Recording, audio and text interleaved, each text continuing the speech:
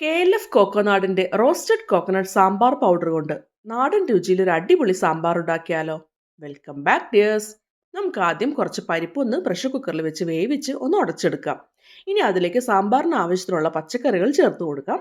ഞാനിവിടെ മുരിങ്ങക്കായ, വെള്ളരിക്ക, ക്യാരറ്റ്, വഴുതനങ്ങ തുടങ്ങിയ പച്ചക്കറികളാണ് ചേർത്തിരിക്കുന്നത്.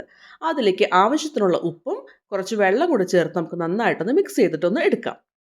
ഇനി നമുക്കിത് അടച്ചു വെച്ചിട്ട് ഈ കഷ്ണങ്ങളൊക്കെ ഒന്ന് വേകുന്ന വരെ ഒന്ന് വെയിറ്റ് ചെയ്യാം.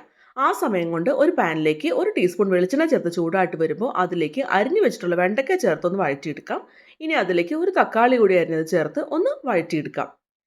ഈ സമയം കൊണ്ട് നമ്മുടെ പച്ചക്കറിയൊക്കെ നന്നായിട്ട് വെന്ത് വന്നിട്ടുണ്ടാവും. അതിലേക്ക് നമ്മൾ വഴറ്റി വെച്ചിട്ടുള്ള വെണ്ടയ്ക്കയും തക്കാളിയും കൂടി ചേർത്ത് കൊടുക്കാം. അതിലേക്ക് ആവശ്യത്തിനുള്ള വാളംപുളി പിഴിഞ്ഞത് നമുക്ക് ഒഴിച്ചു കൊടുക്കാം.